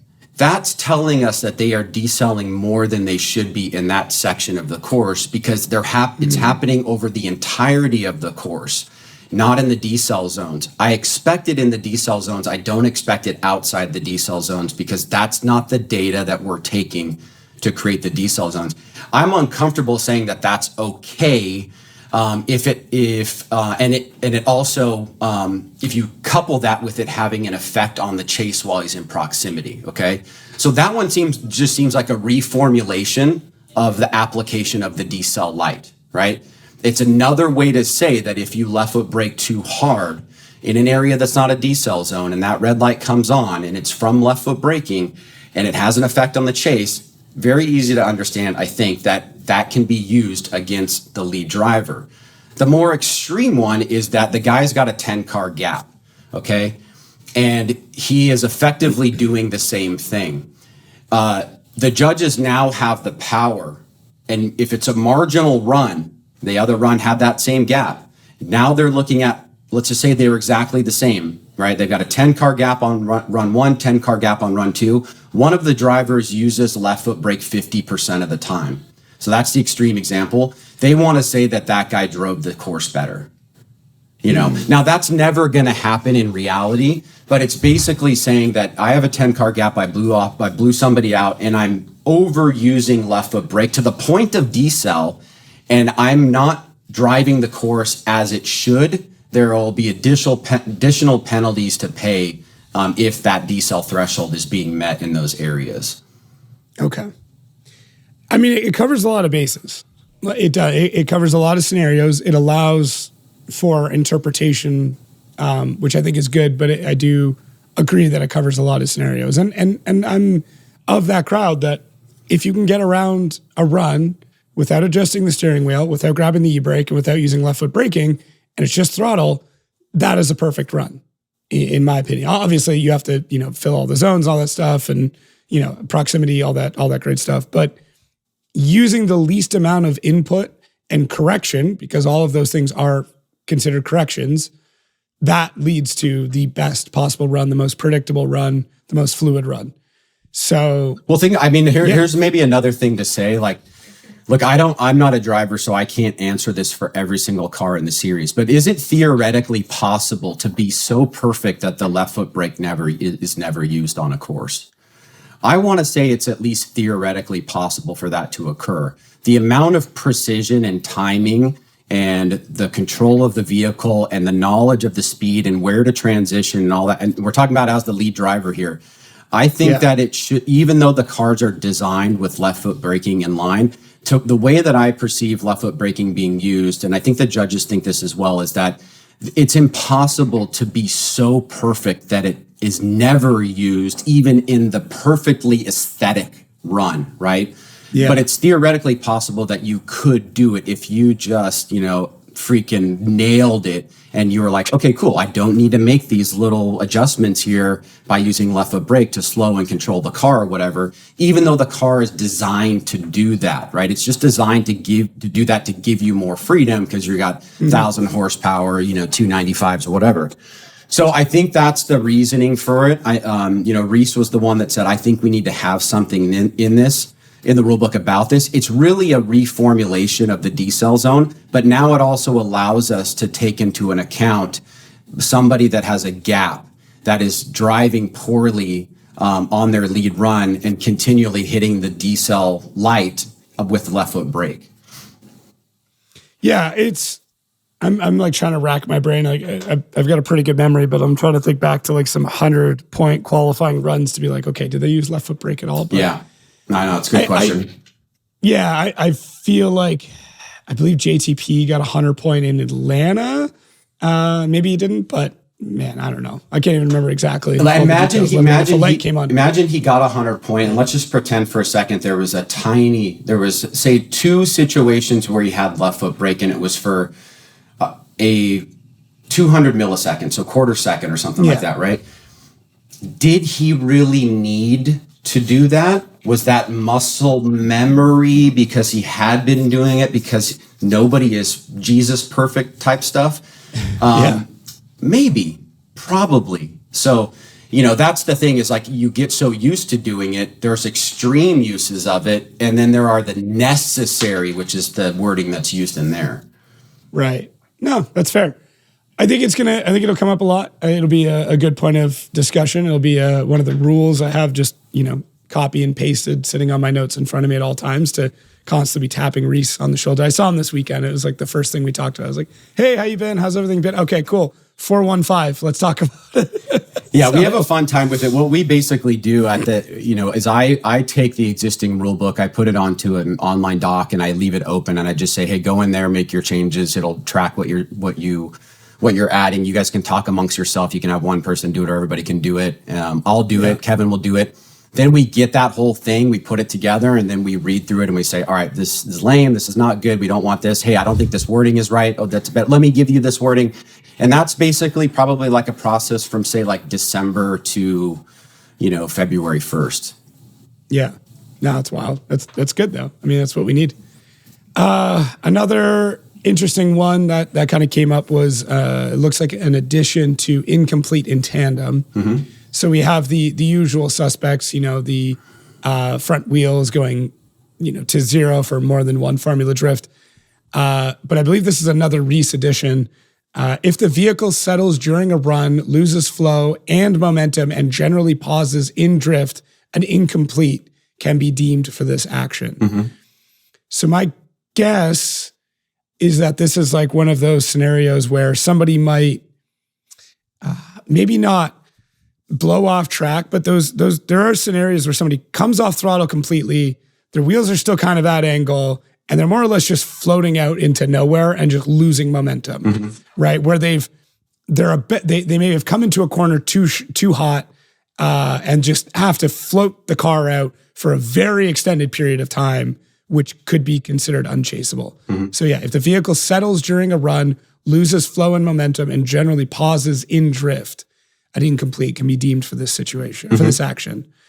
That's my interpretation of it. I don't know where how that discussion occurred. Yeah. Okay. So the last one we did was a preference, right? And most rules are a preference of like what people think drifting should be, and trying to get into consensus about that, and trying for that to latch on to the intuitions of the fans. So last year when we redid our incompletes, we basically, we went from, the littlest thing was an incomplete, 10 years ago, to like a little bit, you could kind of get away. You could drop 2 tires, 3 tires in some tracks, whatever. And then what does straightening mean, and all this kind of stuff. What is drifting? Yeah. Right. And so, some people thought we went too hardcore with this whole 2 second incomplete. You have to be straight for 2 seconds, whatever. The wheels have to be at 0 degrees for 2 seconds, and we reduced it to one formula drift, whatever. I think that kind of worked out a little bit better. This is another one of those preferences where people are saying that deserves to be an incomplete. And so the example that was used is that I think is probably the most eloquent is when somebody is making a transition, like say coming off of the bank in Seattle, right? Right. You ask yourself. I know exactly the run. That's the one. Sorry. Ask yourself the question, and your example is fine too, but I think this is like a good one because there's kind of an extreme difference from adjusting angle and the car maybe settling unnecessarily and transitioning from one side to the next. Now, I've had people tell me that when you transition, your wheels never go straight at any point. And I say, how is that possible? Because they have to at some point, they're in one direction, they get to the other direction. How do they get from this direction to that direction without at some point being straight? Now, it might be for 0.000000125 seconds, right? But it's physically impossible for the tire to be over here, the front of the tire to be over here, and then to be over here without passing a 0 degree at some point, right? So you're coming off the bank in Seattle, you're fully locked into outside zone 2, and you start coming back around. The car is basically squatting, and as you're getting ready to transition, it starts to lift, and it's about to transition, and then it transitions. It came out of its squat, it settled, the wheels were at 0 degrees, but because it was on its way to transition, it doesn't look as crazy. That's the nuanced but kind of applicable situation here where if that 0 degrees and that settling hangs out too far in their estimation, even if it's during a transition, they want to be able to say it's an incomplete. And this was a fan-motivated rule, I think, that also Reese kind of said, I do agree with that, is that it's hard sometimes to say with certainty what it means to straighten because there's a time variance in there, right? But when we see guys where their cars are designed to have this squat and they come back around and they sit here to try to time their transition for even a half of a second or a quarter second, and the suspension unbounds, and then if they go too extreme with that, I want the ability to call an incomplete. So that's the example that was talked about. Yeah, it's I mean the way that a lot of the suspension reacts now, as you said, it everything kind of compresses and the car loads, and then what looks great and what is a good transition is when you can kind of capture the momentum of that load into the next one. Right. It's almost like a yo-yo, right? Where the car, the yo-yo comes up, but if you're good, it immediately goes back down. Right. Whereas if somebody pulls the yo-yo up and holds it for a second and then throws it back down, you're like, well, that doesn't look nearly as good. Are you actually yo-yoing? What are you doing now? And I mean, I think your point is really good because that, anybody that takes basic, physics in high school will recognize that if the car is compressing like that and it stays mostly compressed until it makes the next transition, that transition necessarily has to happen fast. It cannot happen slow and stay at that level. If it happens slow and it starts to unbound, at some point it's going to resettle at the regular ride height, right? Minus bumps and everything else. And if it stays there too long, that transition's not going to look as good. Now that it may not look bad, say overall, like from a drifting perspective, because it's during a transition, but there's a million other examples of that type of scenario happening when it's not a transition. And so I think that this is what that's kind of addressing as well. I do think I never like to call. I'm not going to. I'll leave it to the judges. Calling drivers out on a situation that they were a part of, but I do think it would be very beneficial at some point to put a video together of like, hey, here are the new rules. Here are some runs from last year that would have been affected by these rules. Or here's an example of how this rule may have changed this battle to maybe provide some solace to some fans or drivers or whatever. Maybe it'll cause a bit more controversy. I don't know. But I do think it's a good idea to provide that visual representation of here's a prime example in the same way that we do it with here's a perfect qualifying run. We don't really have that anymore. We still use that terminology. I mean, there's actually a revision in the rulebook this year for it as well. But we still utilize that terminology. We use that visual, even at drivers' meetings where we'll go to a track and say, okay, here's, Ryan Turk's 98-point qualifying run from Long Beach. And it'll probably be the same video we watch this year. This is what we want you to do. Right. I do think it would be beneficial for us to put together something where we talk about this rule and go, here's how this battle would have changed with this rule in place. We didn't have that rule at the time. We had no mechanism in which to judge this in a different way, but now we do, and this is how this judgment would have gone. Yeah, I think I really liked the tact that the judges took last year, where it's interesting what you learn about, being in this sport. You learn a lot about psychology, and you learn a lot about the way that people learn, right? And maybe you understand the difference between people that are audible learners and visual learners, right? Like you show somebody a picture of something, I was building a generator the other day to send out to my friends that went to Glamis or whatever. And I didn't read any of the things. I just looked at the picture and I figured it out, right? But if I had to read it, I wouldn't have liked it as much. So maybe I'm more of like a visual learner. You show me what has to happen, and then I'll try to go and do that as opposed to describing it to me, right? And so when they started doing that more and saying, here's an example of what we mean when we say da-da-da, and, they showed the Turk one or whatever, or a transition at a particular course on a certain, turn or whatever. I actually think that that's a really good movement in the right direction, probably because sociologically, there are more visual learners than there are audible learers. Yeah. Meaning people hearing it. Somebody telling you what to do, right? Because think about it like this. Okay, we're getting real in the weeds here. When I say a word, I have a certain meaning behind it. Most of them are real basic. My name is Ryan, right? You know what name means. You know what is it's a predicate.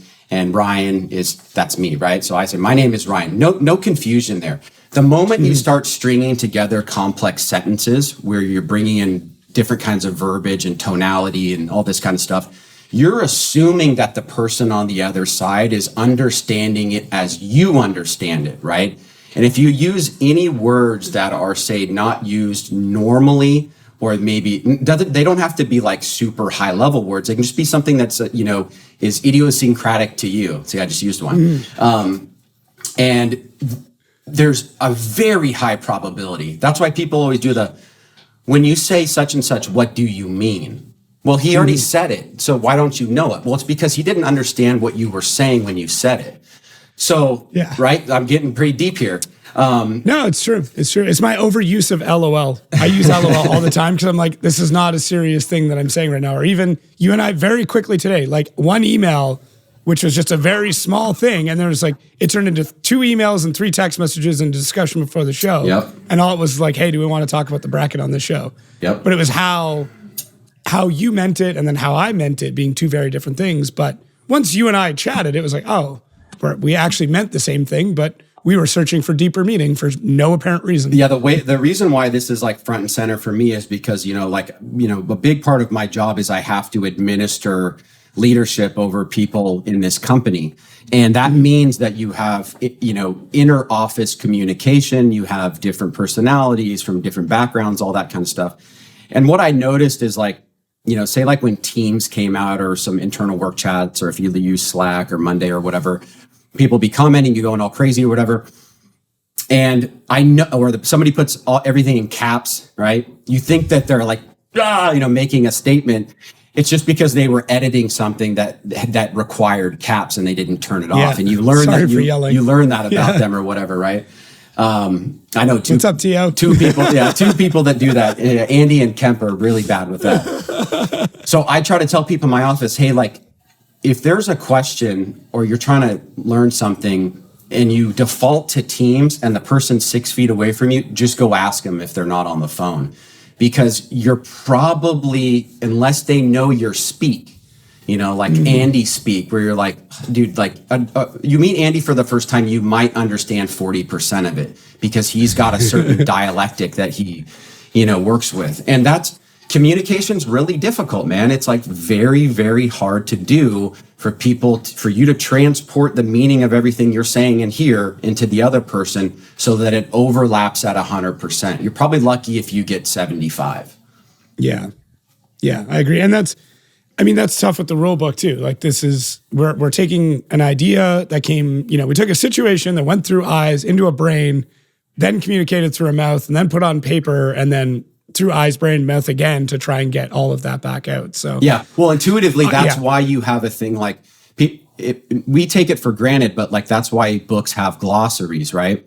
They have a term. It might be an exclusive term that they use, or it might be a specific term that in the general populace is used as a certain thing, intentionality or something, right? You might think, oh, that's my intention, but we have the ality part that we added onto it in the context of drifting means this, right? So when you see that word, you refer to this definition and you'll have a better understanding of what it means. And it's an infinite regress because then you got to go, then if there are any words in the glossary where you're like, what does that mean? Then you've messed up. So even in glossary definitions, you have to have things that are self-evidently known. Otherwise, it's just going to cause another confusion. One great transition. You just tossed a lob ball at me. A glossary term was updated.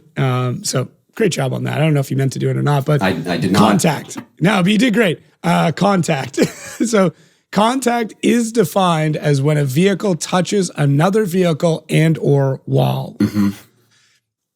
I believe this was something that came out of Utah with kind of the rumble strips, possibly even out of St. Louis, when we had the delamination of the rumble strips on a run. I believe Dylan Hughes, if I remember correctly. Mm-hmm. But this is now contact is defined as when a vehicle touches another vehicle and or wall, because the utilization of the word contact is used quite a lot throughout the entire document. Mm-hmm. So you need to understand that it could be one of those two things, a vehicle or a wall. Yeah. Which, important clarification. I didn't think we'd have to, but we did. So. Yeah, because the old one used to be not the wall, walls were included, but the surface of the track or the track, right? And again, you can stretch that, what that means very, very far if you include the rumble strip, for example, as the track. So when we had a driver's meeting at Road Atlanta last year, the judges made it very, very clear that the rumble strip in this section is not part of the track. Because if you DB'd a tire there, we're not going to say that it's part of the track, therefore you're done, right? Right. Whereas if it is part of the track, then you at least have that, and look, of course that happened, right? Some guy DB'd a tire. We weren't really sure where he DB'd it. He finished the course, right? And that's where I think this rule is kind of the most applicable, is that people were stretching the meaning of what the course meant, when really it was meant to be the other driver, which we obviously know what that is, or things like walls, right? Not going off the course and there's a little patch of concrete over here that's kind of on the course, or there's a painted line here and there's a rumble strip over there. So now hopefully that'll help clear up what contact means in those kind of like weird areas where people stretch that definition, because the tracks are not all exactly the same like football and baseball stadiums. Yeah.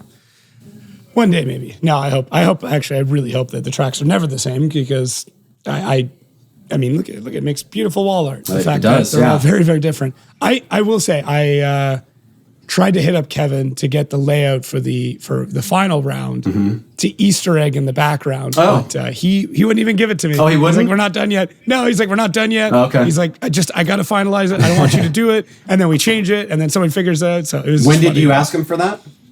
It was a couple weeks ago. You guys are probably way closer now than it was. You want to hear a story about that real quick?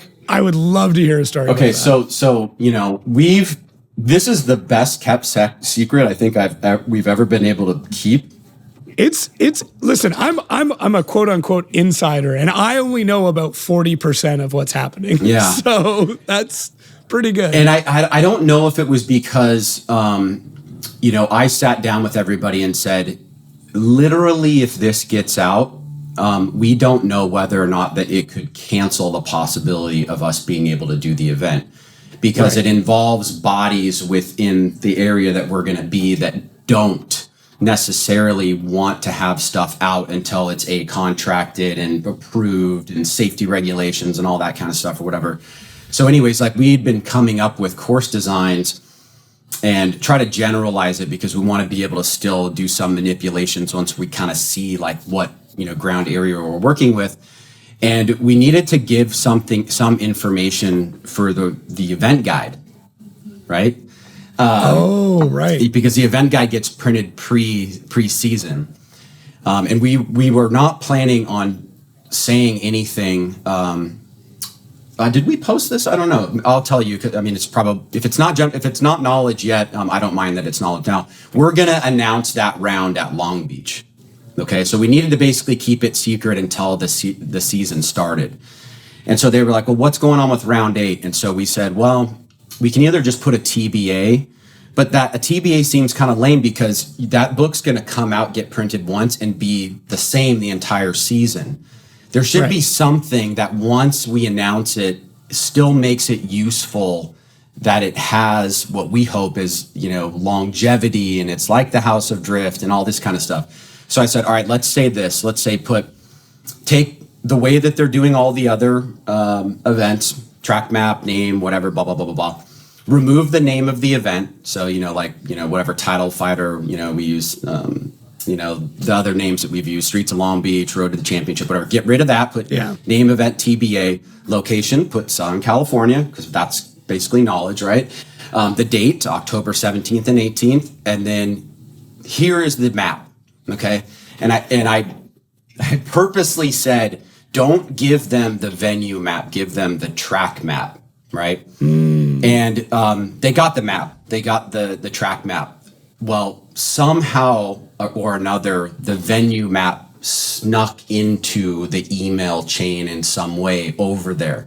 And it's not that we don't trust that the group, but once it goes outside of our office, we don't have any control over it, right? Because it could be the dude's assistant that's receiving it, that has a forwarding command, for this project. And once they see the venue map, it's over, right? So, and it ended up getting sent. And thankfully, there wasn't a forward, there was no CCs, there was no nothing.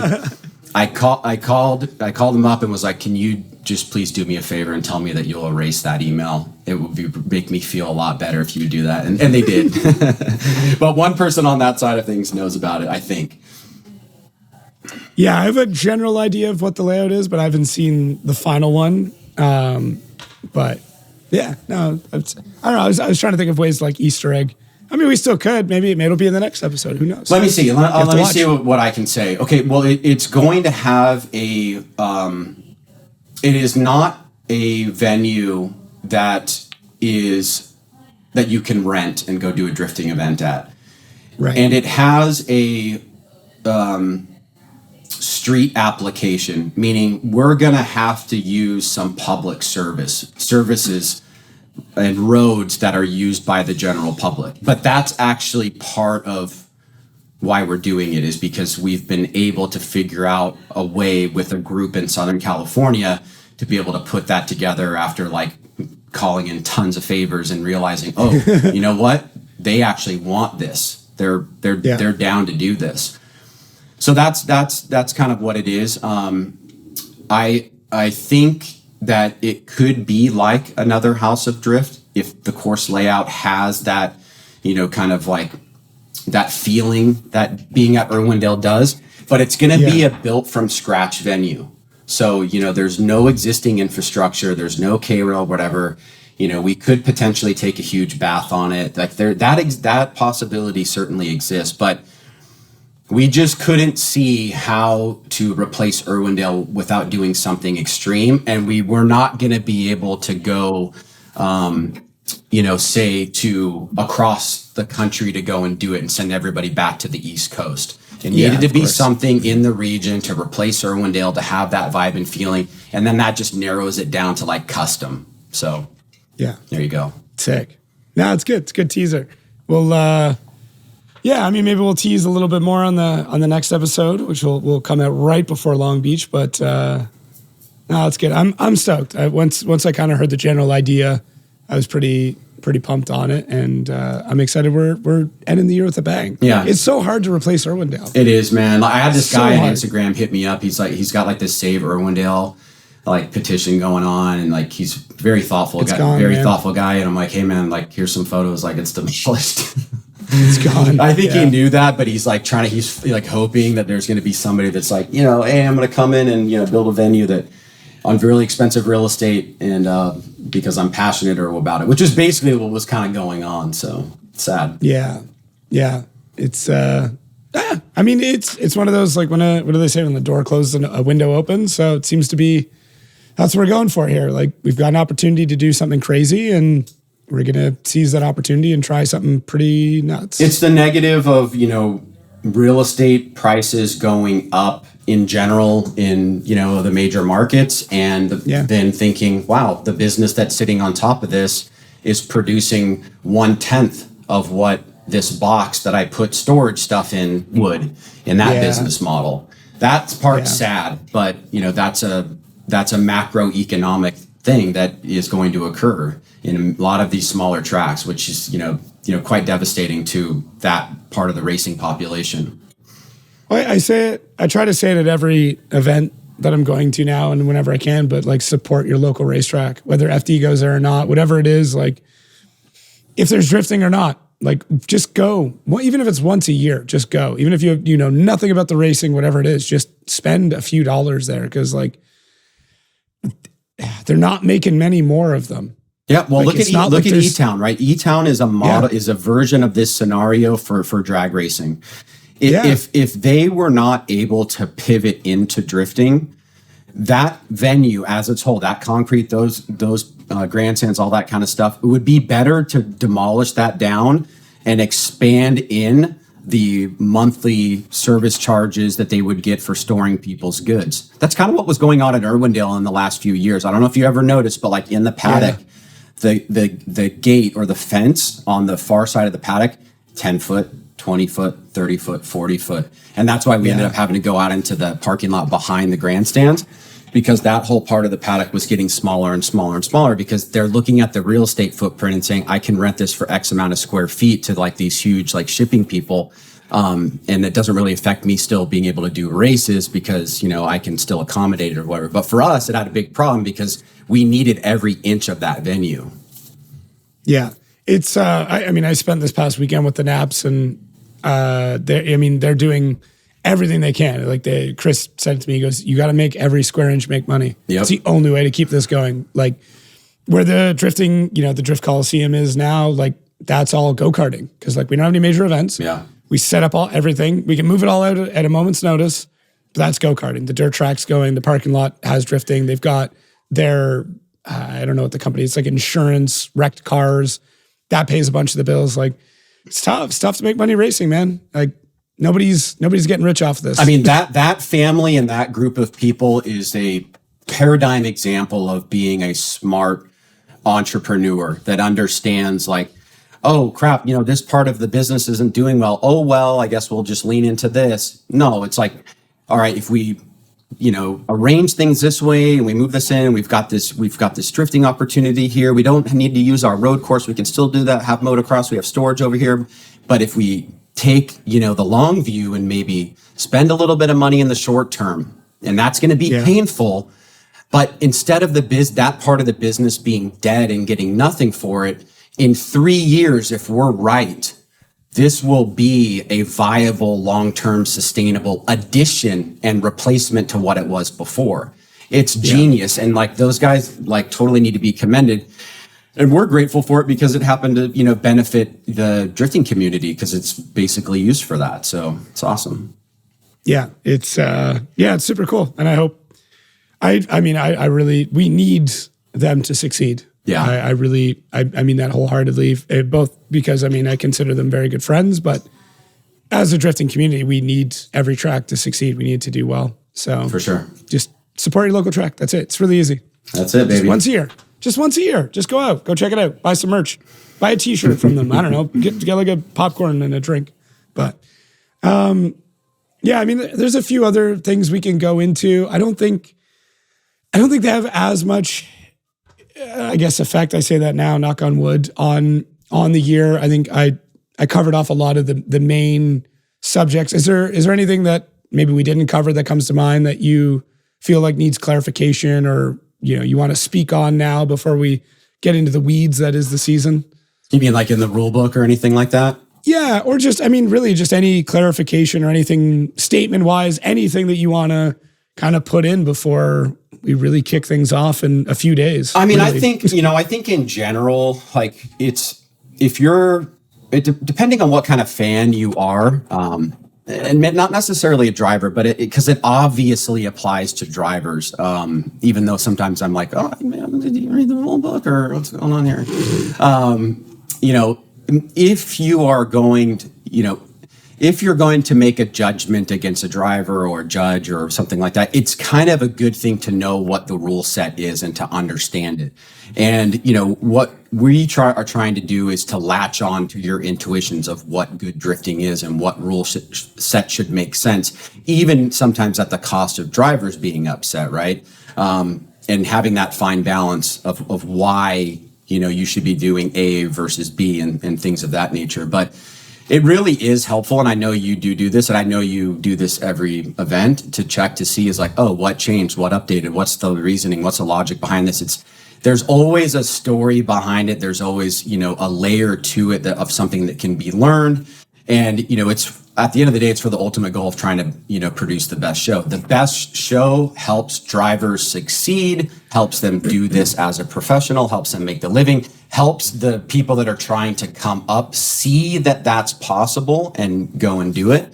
And so, if you're going to be one of those fans that like wants to be critical, like you should definitely go to bottom of the website, right hand side, click rulebook, boom, have it open and go for it, because you will be, I think your experience will be that much better if you understand the underlying logic of why, right? Sometimes there are things where like people prefer this, there's a preference built into this rule. And sometimes it's just like, if we don't do this, it means that we are not contributing to this principle that we have. And it feels like there's a conflict or a tension there, Yeah. Yeah, I will say with the fan base that usually listens to this, the hardcore fans, I really do feel like this show feeds the top at least 1%, maybe 5% of the fan base, which is awesome. Yeah, I think so. Which is awesome. I mean, I haven't plugged this or talked about it at all, but we recently started the Discord for the Outerzone. It's been phenomenal. Actually, some information, some questions even came right out of one of the channels where people were digging in and like, hey, can we get clarification on this? What about this model? What about that? So thank you for everybody who supports that. If you do want to join the Discord, we'll have a link down in the description. But that again is like the even fractional version of the best of like the closest fans to the sport. Yeah. But yeah, I would hope that everybody who listens to this show, I get that it's like a rule book. Maybe it's not as exciting for most people as it is for me when a rule book comes out. Mm-hmm. I know it's a little weird, maybe one day I'll just, I'll like read the rule book by the fire, and it can be like one of those weird ASMR, Spotify music, put you to sleep kind of things. Right. Well, I mean, make it more manageable. I like to think about it in say comparison to traditional racing, and take like the most extreme level, take F1, right? Like by the time the cars get to the start line, the only thing that matters is which guy gets from point A to point B the fastest. In between there's going to be a few things like exceeding the track limit, or a improper pit stop, or not running the right number of medium soft compounds. You could probably list it on your hand, or a disqualification for taking away the person's line or something like that. But really all you need to worry about, because that's going to be spoken above in real time, is did car 44 start in position 2 and then get to position 1 by the time that the event ended. That's it. That's all you have to worry about. In drifting, something that was a 0 the year before may not be a 0 now. This little nuance over here might have a huge effect on something that was totally normalized 5 years ago, but now seems abhorrent to the body. And that's because it doesn't matter how fast you get from point A to point B in drifting. It's about what happens between the markers that matters, which makes it distinct from racing. Like once you wrap your head around that, at least for me, then I started to understand why it creates such a fervor in people, because everything is about what do you prefer? Who did the wrong thing? Who broke too hard? Who's not driving the right line? It's got nothing to do with how fast you get from point A to point B. It's about every action in between. Yeah. It's the best and worst part about this sport it's interpretation. Yep. It is. It's as close to, it's the difference between art and math, right? Yep. Math has a very clear way to get to the end goal. It's a great example. Art is so open to interpretation. What I like and what you like can be very different things, but what is cool though is there are times where it doesn't matter what you think, you can look at something and be like, that was just fucking beautiful. Right. And those uniting moments when you have those runs where it doesn't matter what you like about drifting or don't like about drifting, but there's those runs that happen where you're like, it's inarguable that what we just witnessed was greatness. Those are the moments we all do it for. Those are the moments that keep us coming back. And that's why I'm doing it, you're doing it, and everybody's watching. And like, there's so far and few between, but like, I remember all of them, and that's why I keep doing it, because I'm like, I'm just waiting for the next one. I love that. Man. You kind of gave me the chills a little bit, but for me, like another way to say that is the best thing that can happen is when the most beautiful thing to do is also the hardest thing to do. Oh, that's good. If the hardest thing to do is the most beautiful thing, that is a great thing in drifting, in my opinion, right? If it's a question about what's the hardest to do versus what looks the cool, you're going to get competing theories on what should be the right application. If you can try to get those two things into alignment and the aesthetics match up with the skill, then it becomes a real competition. That's also beautiful.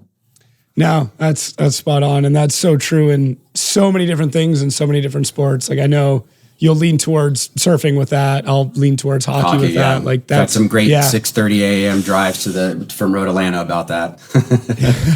Oh yeah. It's true though. When the hardest thing and the most beautiful thing are the same thing, that's when you know you've done it right. Yeah. So, damn.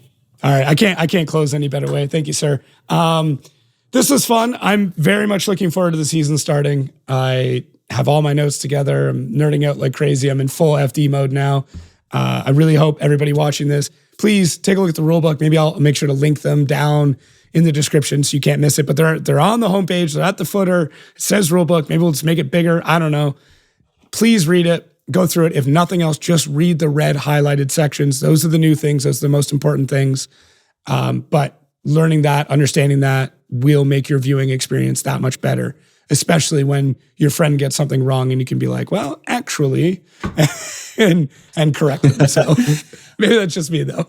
But it's a good sentiment, and we appreciate you. We love you. We love you and Jared together. I think you guys are doing a tremendous job. It feels like there's a really good seed there. I'm glad you guys are, kind of locked up together for a period of time to kind of build off of where you kind of came from. And it's been really awesome to see the trajectory and all the things that you're doing, and like the passion you have for the sport. Like when you have people, not just acquaintances, but people that have that kind of aspiration, it's almost impossible for them not to become your friend, because you have such an overlap in worldview.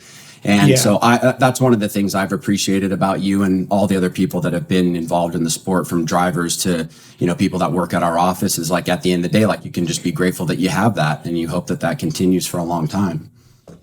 Yeah. I mean, I think it will. I really do think it will. Ryan, thanks again.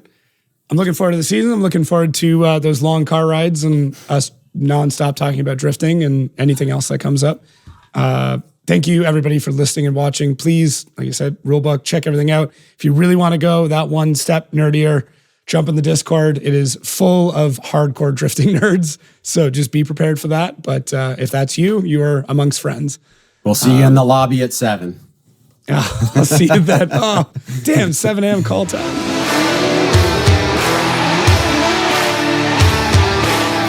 Oh, no, boy! Whoa!